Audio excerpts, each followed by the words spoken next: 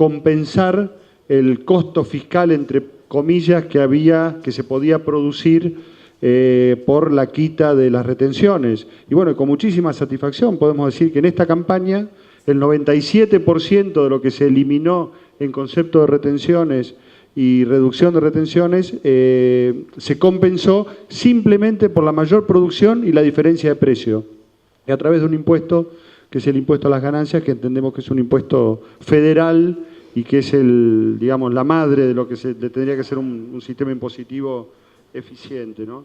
¿Qué pasó a partir del cambio de reglas de juego? La coherencia que decíamos nosotros, que generó confianza, bueno, que el gobierno, como decíamos, eliminó retenciones, las redujo, unificó el tipo de cambio, eliminó las prohibiciones de exportar y rápidamente el campo salió a invertir, y en este año y pico la inversión fue de 58.000 millones de dólares. La verdad que da orgullo, ¿no?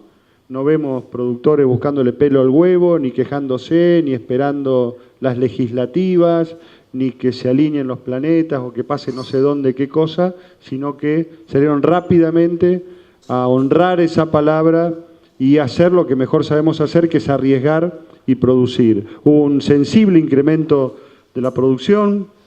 Ahora, cuando se termine de levantar la cosecha, todos pensamos, seguro arriba de 120 millones, algunos dicen 130 millones de toneladas. Vamos a ver qué es lo que en definitiva va a ir a parar a los hilos, pero va a ser una cosecha récord. Ya lo fue la de trigo. Se generaron, aparte otra cosa que decíamos, 47.000 puestos de trabajo nuevos entre octubre y marzo, entre octubre del año pasado y marzo de este año, solamente en agricultura, ganadería y pesca, sin contar los miles o decenas de miles de puestos de trabajo, no los tenemos desagregados en otros sectores de la economía, como la industria, la metalmecánica, la industria automotriz, la construcción, etcétera, el transporte. Acá un lugar donde confluye buena parte de la cosecha argentina. El año pasado necesitamos 5 millones de viajes de camión para mover la cosecha. Este año va a haber 900.000 viajes más, casi un Rosario, una ciudad de Rosario entera, moviendo la cosecha de los campos a los puertos y a las fábricas.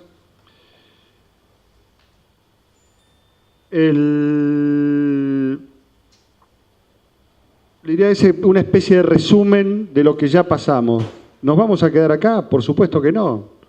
Entendemos que el mundo nos da la oportunidad hoy de seguir expresando nuestro potencial.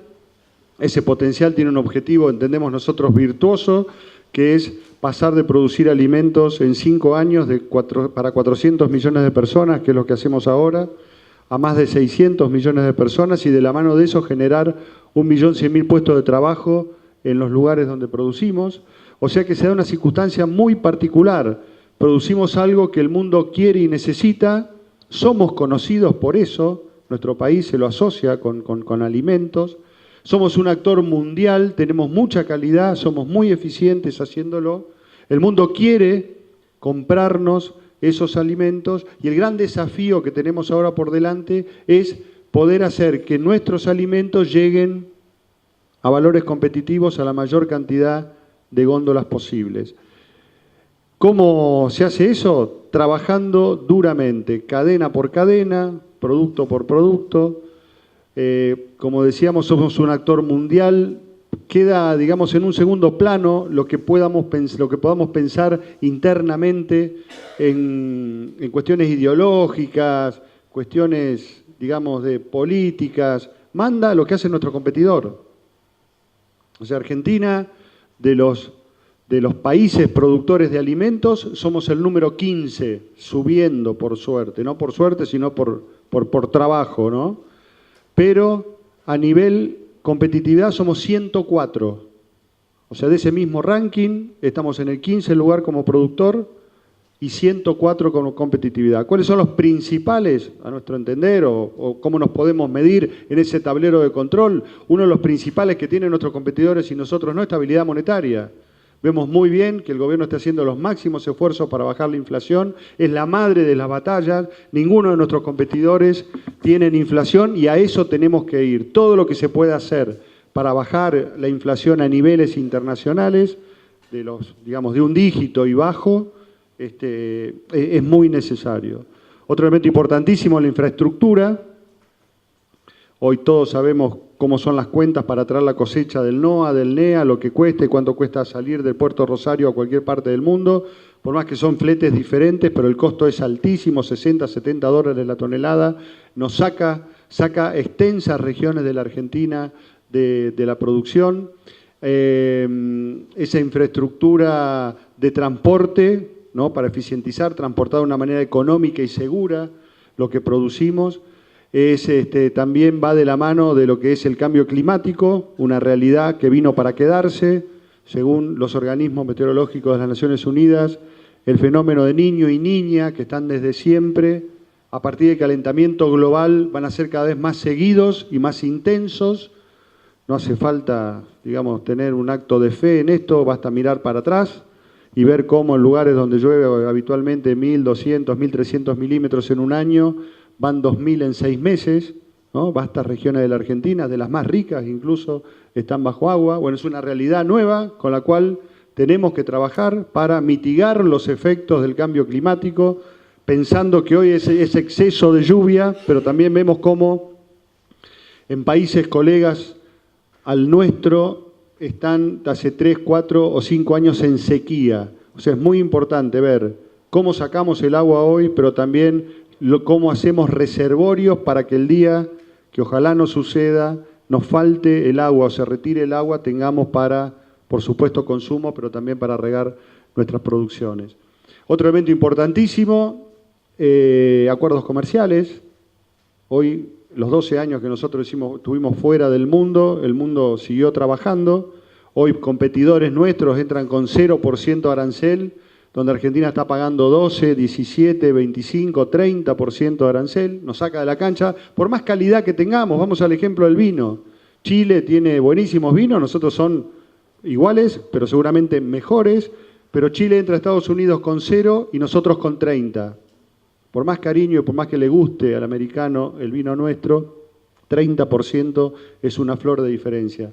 Lo mismo pasa con muchísimas actividades donde simplemente por esa diferencia que hay de competitividad, el consumidor de cualquier país prefiere ese producto al nuestro. Ahí hay un tema muy interesante que entendemos que tiene que ser un debate que tenemos que dar lo más rápido posible, que es cómo se habla de integrarse inteligentemente al mundo, pero entiendo que esto en castellano significa qué hacemos cuando, y nos tocó vivirlo este año, el año pasado en misiones comerciales, oficiales y privadas que hemos hecho, cuando nosotros vamos y vemos a las autoridades trabajar, a los ministros que ofrecen nuestros productos, los compradores, los potenciales compradores nos dicen, sí, Argentina, bienvenida de nuevo, la verdad que nuestro país, solamente produce la mitad o el 20% de los alimentos que necesitamos, así que países como ustedes que producen tanto y que nos pueden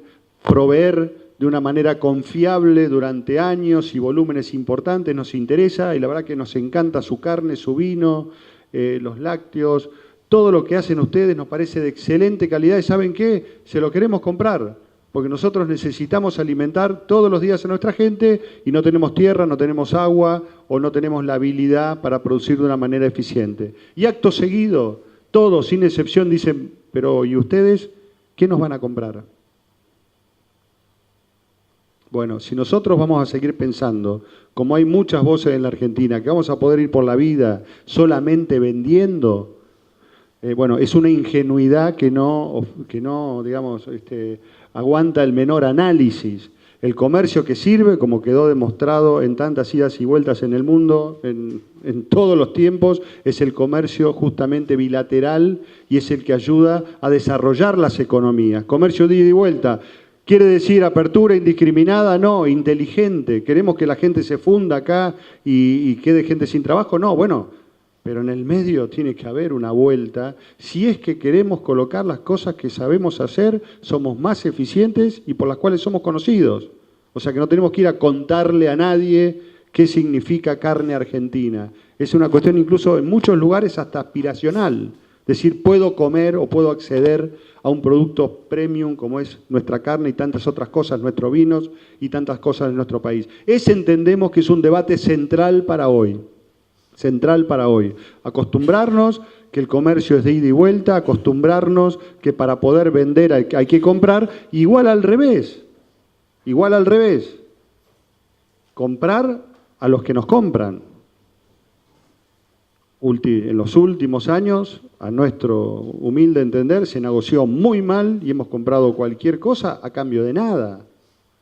Bueno, ahí nuestros negociadores, Cancillería, los ministerios que tienen áreas de comercio exterior, van a tener que extremar su profesionalismo, sus conocimientos, para poder hacer acuerdos que podamos, digamos, que sean equitativos. Ahora hay una gran expectativa, ojalá se pueda cerrar el acuerdo Unión Europea-Mercosur, que significaría, y esto lo vemos en nuestros colegas de otra parte del mundo, que una vez firmado, venga un funcionario y nos diga, señores, ustedes que producen este queso tan bueno en Sunchales o en cualquier otro lugar de la Argentina, los próximos 20 años va a entrar con 0% de arancel a este mercado. Eso sería una gran noticia de previsibilidad para nuestros productores, donde entendemos que seguidamente, rápidamente los bancos van a financiar, se toma gente y se pone uno a trabajar. Lo vemos muy claramente con, por ejemplo, colegas nuestros neozelandeses. Tienen un acuerdo de libre comercio con Europa y uno ve los que producen carne de ovina, despachan la mercadería, porque saben que tienen ese acuerdo de libre comercio y hoy están entrando 30% más barato con su carne de oveja de lo que produce cualquier productor europeo. Así que fíjense el cambio, la revolución que sería en muchísimas economías regionales nuestras. Ojalá que la negociación sea buena, ¿no? Y que Argentina pueda lograr colocar productos en cantidad. Porque nosotros a Europa le compramos muchas cosas. O sea, esa es la ida y vuelta, ¿no? Y va a haber que comprarle cosas también para que nos compren. Otro elemento también importantísimo de competitividad es los seguros multirriesgo, por lo que hablábamos recién de cambio climático, elemento que ya tienen muchos países, algunos más baratos y otros más caros, estamos estudiando diferentes modelos, algunos son con un fuerte subsidio por parte de los estados provinciales y nacionales a la prima, y otro que nos pareció muy bueno, el que lleva adelante, el que adoptó Australia, que es que se asegura, no como si fuera un seguro, sino que es como si se tomara un forward por un índice verde de determinados departamentos donde uno siembra. Es infinitamente más barato.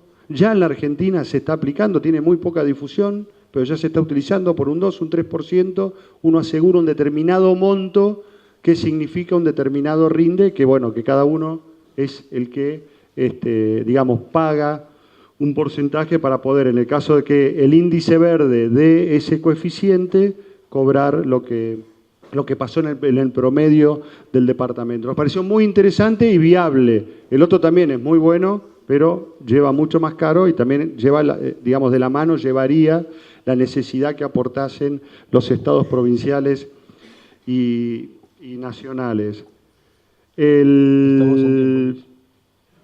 El panorama es más que prometedor, no hay mucha vuelta. ¿Qué fácil? No, sin duda que no es fácil, pero la verdad que no nos dedicaríamos a esto si pensásemos que las cosas para llevar adelante deban ser necesariamente fáciles. Que entendemos que también nosotros, los productores, tenemos que cambiar un poco nuestra manera de producir y algunos de nuestros chips, ¿no? De no seguir con lo que venimos haciendo durante años. En todas estas giras que hemos hecho hemos visto que hay muchísimos productos no tradicionales que son muy bien pagos con respecto a cultivos que llevamos nosotros aquí adelante. Actualmente, eso está a disposición, no hace falta que venga un exportador a presentarnos un buen negocio, y creo que eso tampoco pasaría, porque en definitiva el exportador comprará valor local y lo venderá allá, y no hablo mal, sino que son las reglas de juego, pero por eso invitamos, y estamos a través de nuestra entidad, estimulando para que los productores le dediquen tiempo al comercio exterior. Le dediquen tiempo al comercio exterior, vean, hay oportunidades, como les digo, de todo tipo de productos, donde no hace falta hacer una mega firma para poder abastecer determinados nichos de mercado que hoy están pagando. Le doy 2 o 3 ejemplos. Garbanzo, más de $1.000 la tonelada, lentejas, más de $1.000 la tonelada, lino, más de $1.000 la tonelada. Le estoy hablando de cosas que no son un cohete a la luna, ¿no? Te diría que es medio como fácil, ¿no? Chía, ya cosas del norte, chía, quinoa, todas cuestiones que incluso hay hasta empresas, pymes argentinas que están trabajando en Europa y que en el caso que haya que fraccionar esos productos porque los compradores no pueden tener un contenedor parado en la puerta de su negocio, lo hacen, o sea que hasta sencillo, ¿no? Ver de la manera de nosotros meternos y no esperar que sea negocio para otro, para nosotros poder mejorar nuestra actividad. Estamos en tiempo, Luis Miguel. Listo. Termino con esto. Aparte del comercio exterior, otra cosa que me parece muy importante, dejar de lado, eso es una, digamos, no así como una mentalización como dirigentes, como productores, dejar de generalizar, ser perfectamente profesionales, específicos y concretos, porque cada actividad tiene su especificidad, que eso ya lo sabemos, pero sobre todo cada mercado necesita una estrategia. Y ahí, para que se logre lo que estamos hablando, hay que sentar a todos los integrantes de la cadena y ver qué va a aportar cada uno para poder llegar con ese producto a un determinado mercado. Serán los gremios, serán los municipios, las provincias, la nación, los productores, el comercio, la industria, el transporte, todos, si no logramos esos acuerdos. Hay buenos ejemplos ya, como el caso de Vaca Muerta, como el caso de la Mesa de Ganados y Carnes, que se han logrado cosas. Entendemos que pasa por ahí, por decir qué aporta cada uno para poder tener valores competitivos y poder lograr que se genere empleo y se siga combatiendo la pobreza fronteras adentro. Muchas gracias por su atención. Obviamente estoy muy contento de estar en mi querida Rosario. No soy rosarino, pero casi por adopción y con mis amigos en la Fundación. Me toca hablar de un tema difícil. Luciano Laspina me dice, me voy antes de escucharte, por la duda, digamos. Pero la verdad es que Argentina hoy, digamos, tiene por delante el desafío de arreglar desequilibrios macro muy importantes. Yo estoy totalmente de acuerdo con lo que dijo Luis Miguel. La clave de la Argentina es desinflar. O sea, no hay peor cosa que la inflación. Y estoy totalmente de acuerdo con la idea de que la prioridad número 1 del gobierno y del Banco Central de la República Argentina tiene que ser la lucha contra la inflación. Ahora, dicho esto, también déjenme de contarle una cosa, digamos. ¿Ustedes saben cuánto es el promedio de inflación anual de la Argentina de los últimos 70 años, 67 años? ¿Cuánto da? Sin hiper, para que nadie diga que es un número que está inflado por la hiper, da 80%, muchachos. Con la hiper da 130. Entonces uno dice, che, quiero un país normal donde la inflación vuelva rápido a un dígito. Y la verdad que no es un desafío de 12 años de mala política económica o 15 años de política económica equivocada. Es un desafío de cambiar la historia argentina de los últimos 70 años, digamos, ¿no? Y el sector es clave también, porque lo sabemos, no es una cuestión de antes de ayer, digamos, ¿no? Esto que él contaba, dice, en la Argentina existe esta quimera de que se puede crecer con inflación y la quimera de que podemos exportar todo lo que queramos sin importar nada. Entonces son mitos, digamos, que tenemos que ir erradicando, son códigos genéticos de la Argentina que hay que ir cambiando, es nuestro ADN, y eso lleva tiempo. Casi esto suena a una justificación, si se quiere, de los resultados graduales, del poco a poco, de que muchachos cálmense, esperen que ya va a venir, pero la verdad que hay toda una cuestión que tenemos que debería ser el principio de esto, que es, miren que la crisis en la cual está Argentina, y definamos crisis como la definamos, no es de corto plazo, es estructural, es de largo plazo, y tiene una serie de ingredientes o elementos distintivos, digamos, que hacen que la comunicación concreta, como se habló en el panel anterior, de dónde estamos sea crucial.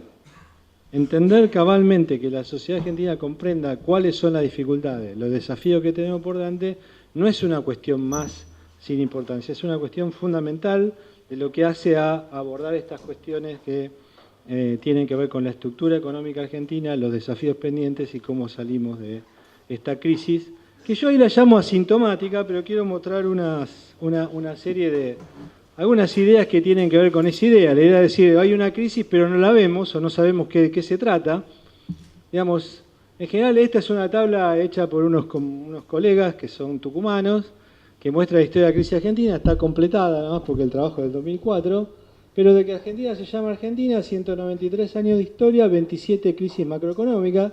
A algunos les llamará la atención que 2003-2016 dice cero crisis, pero la verdad hay una caída del PIB importante de 2008-2009 que tiene que ver con una sequía que se llevó el 30% de nuestra cosecha, pero ese número de 27 crisis en 197 años de historia da esta idea de una crisis cada 7 años, digamos, ¿no? Esta idea, cada 7 años tenemos una crisis.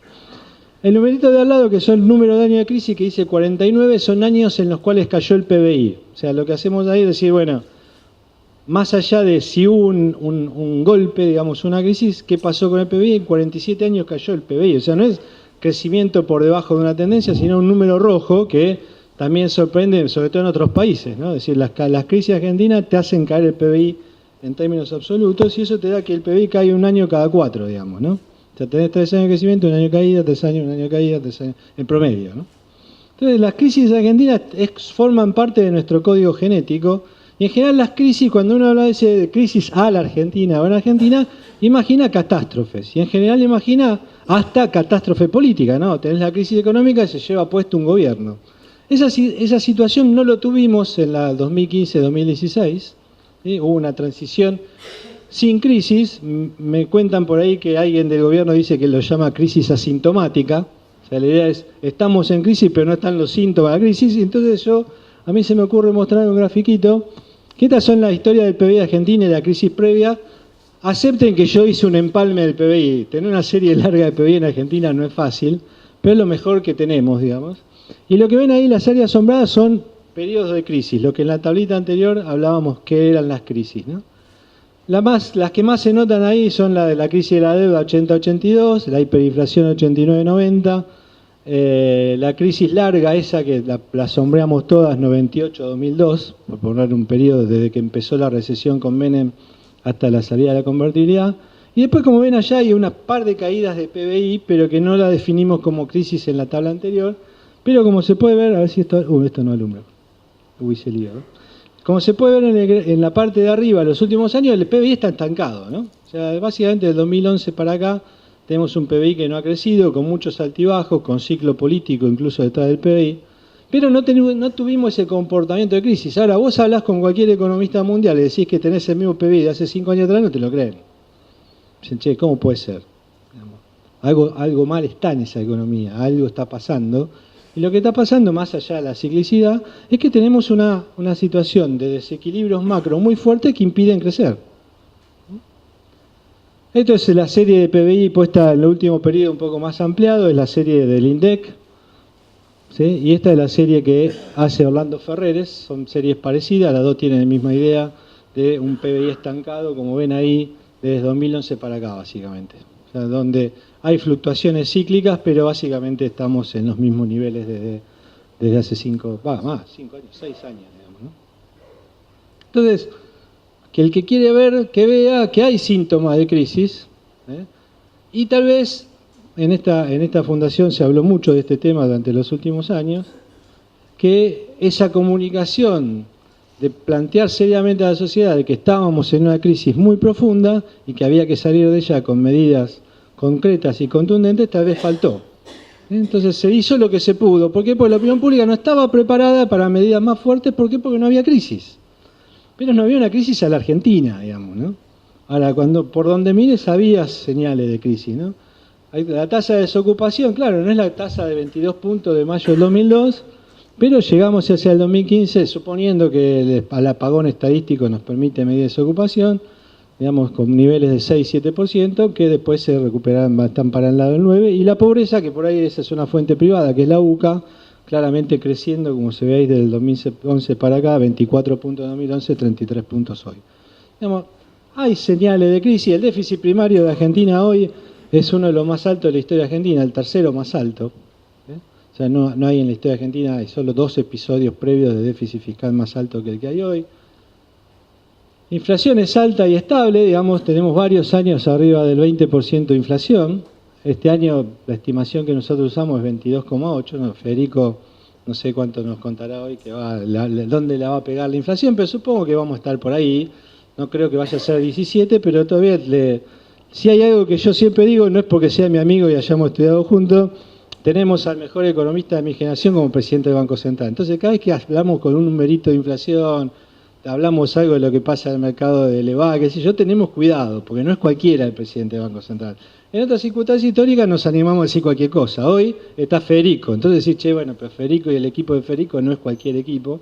Y entonces todos tenemos una suerte de respeto reverencial a su figura y nos cuidamos mucho. Pero yo no creo que Federico consiga, aún haciendo lo que está haciendo, que la inflación sea 17. Ahora, lo que hay que decir, y lo digo ahora, y después ya lo empiezo a criticar, es que con otro banco central yo no sé cuánto sería la inflación argentina, que ese es el punto central. O sea, se lo critica al Banco Central por la política supuestamente restrictiva que hoy tiene, o fuertemente restrictiva que hoy tiene, pero si hubiera otra política, no sé cuánto es la tasa de inflación. No es 17, es 20 y pico, pero no sé cuánto sería si hubiera otro Banco Central. Y eso hay que reconocerlo, digamos, ¿no? Entonces, los que critican al Banco Central no nos dicen cuánto sería la tasa de inflación que habría con otro régimen de política monetaria, y la prioridad número 1 de Argentina es bajar la inflación, tiene que seguir siendo bajar la inflación. Pero bueno, por donde uno mire había señales de que la cosa no está bien desde hace muchos años y que algo había que hacer. Se eligió otro camino y lo patético que a mí me quiero plantear hoy es que quedé muy choqueado por el discurso kirchnerista del 20 de junio, donde se le pega al gobierno por algo que yo creo que hizo a medias, que es decir, ahora se viene la segunda etapa del ajuste, tenemos que tener mucho miedo porque ahora viene la parte complicada, digamos, ¿no? O sea, cuidado muchachos, ese es el discurso, llamémoslo, de la oposición, ¿sí? Se viene la segunda etapa del ajuste. Y esa segunda etapa del ajuste es peor que la primera. Entonces tenemos que tener todos mucho más miedo. Entonces, me parece que ahí, digamos, el gradualismo que sirvió hasta ahora para construir gobernabilidad, no generar tensiones demasiado fuertes con el mercado, más que con el mercado, la situación social y política de la Argentina. Hoy, de alguna manera, si este discurso se demuestra efectivo, están todos los encuestadores de Argentina midiendo si el discurso de la segunda etapa del ajuste es efectivo o no desde el punto de vista de la opinión pública, es un discurso que, a mi juicio, se le da o se la deja picando a la oposición que lo lleva adelante en un contexto en el cual la primera etapa del ajuste podría haber sido un poco más fuerte si se hubiera explicado bien de que la situación no era una situación de no crisis, sino que era una situación de crisis, a pesar de que el ADN de los argentinos entiende que crisis es otra cosa, digamos, ¿no? Ahora, en este contexto, digamos, el fantasma, agitar el fantasma de cuidado que se viene la segunda etapa del ajuste, evidentemente a mí me parece que cuando uno repasa que entendíamos por ajuste en fines del 2015, había un ajuste fiscal, un ajuste de precio relativo y un ajuste del marco regulatorio o del marco institucional. Me parece que se avanzó muy poco en lo fiscal, o casi nada. Hoy salieron los datos fiscales de mayo que muestran que el gasto público sigue creciendo al 40% interanual. Se avanzó bastante poco, se hizo mucho, pero la justicia trabó mucho también de lo que fueron los ajustes de precios relativos. Y la verdad que en materia de marco regulatorio, a no ser por algunos acuerdos sectoriales que hay dando vuelta por ahí, tampoco hubo un cambio muy fuerte en materia de ese marco que hace al clima de inversiones, que hace a hundir capital en Argentina, como decía Luis Miguel, en un contexto mucho más competitivo, con reglas más claras que determinen cuál es el costo argentino, digamos, ¿no? Y ahí es donde todavía estamos esperando bastante de parte de este gobierno. Sí, lo que hubo, y ese fue el ajuste, fue la caída del poder adquisitivo de los ingresos, ¿no? Del salario, del ingreso real de los argentinos, ¿no? O sea, tuvimos una contracción, a mitad del año pasado era casi del 10%, terminó el año en el 5%, producto de la recuperación que tiene siempre lugar en la segunda parte del año gracias a los acuerdos salariales, pero todavía en general, para mí el gobierno empieza a recibir palo por algo que no terminó de hacer, que fue la primera etapa del ajuste, ¿eh? Y eso a mí me parece que condiciona mucho el discurso del qué es lo que sigue. O sea, esto que se planteó en la panel anterior, decir, bueno, ¿y ahora cómo sigue? ¿Qué pasa si el gobierno gana la elección? ¿Qué pasa si el gobierno pierde la elección? Se crean este escenario bisagra, si se quiere, decir cambio versus continuidad. Me gustó mucho la hojita de Germano, porque Germano planteaba que cambio era Cristina Kirchner, ¿no? No sé si alguien se dio cuenta de eso, ¿no? Continuidad era Macri y cambio era Cristina Kirchner. Ahora ya sabemos lo que significa cambio en términos de Cristina Kirchner, ¿no? Ok. Entonces, me parece que lo que viene después, obviamente, acá están todos los datos de la política actual, la política fiscal expansiva, acá está hasta abril, porque ya digo, acaba de salir el dato de mayo. Ahí se ve clarito que los ingresos crecen por debajo del gasto público, acá está la política monetaria del Banco Central, Federico la va a explicar, así que me la salteo.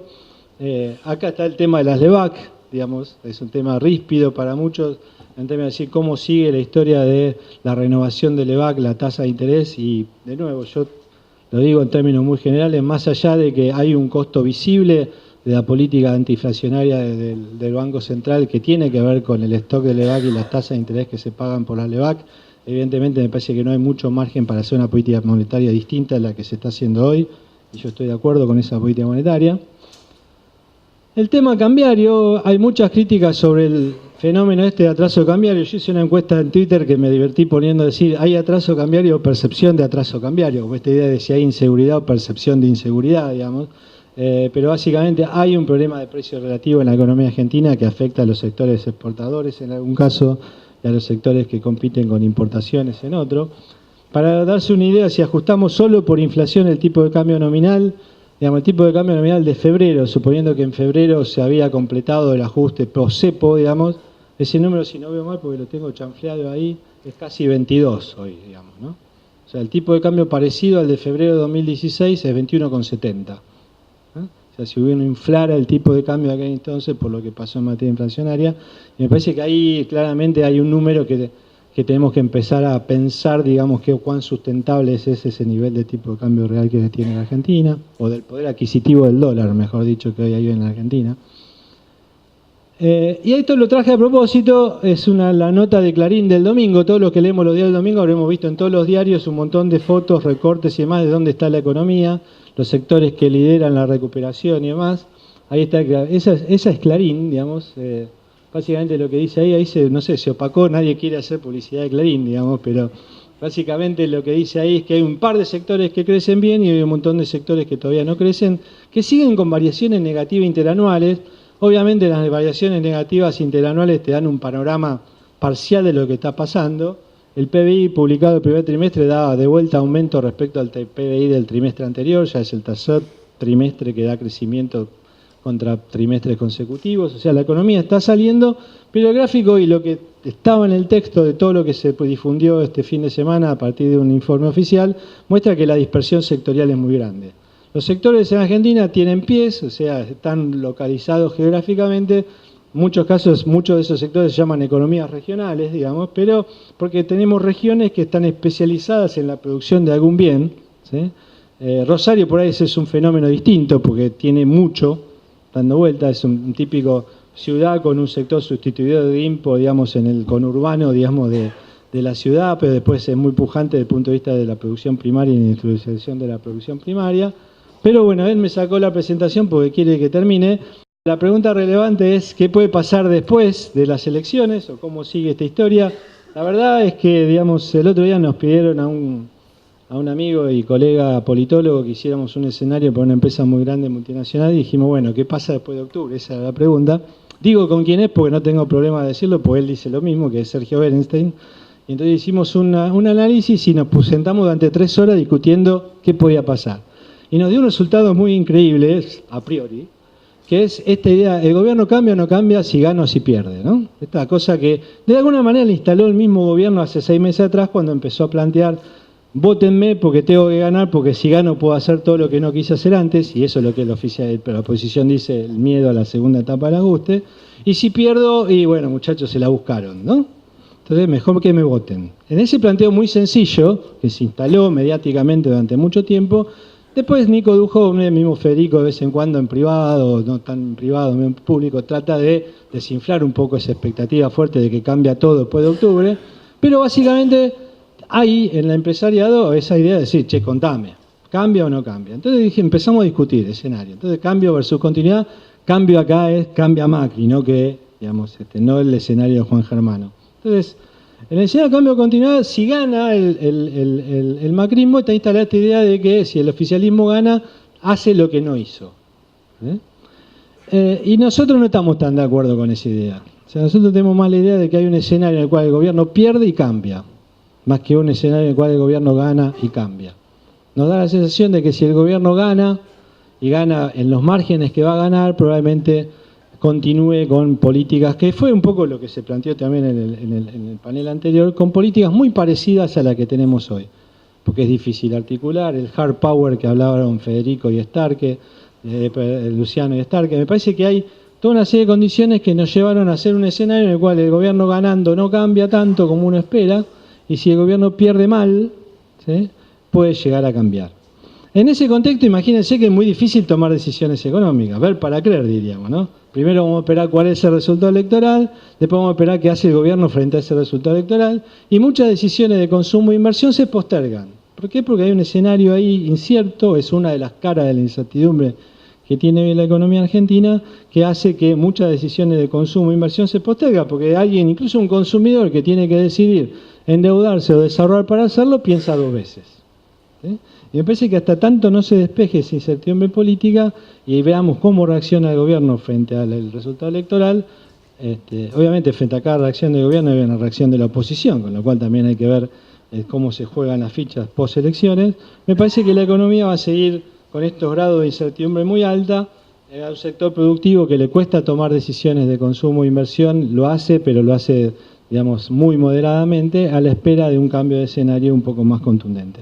Con esto termino, me hubiera gustado tener más tiempo, hay más diapositivas, pero los tiempos están acotados y somos economistas y tenemos que enfrentar las restricciones como corresponde. Y yo también vine a escuchar a Federico, así que muchas gracias.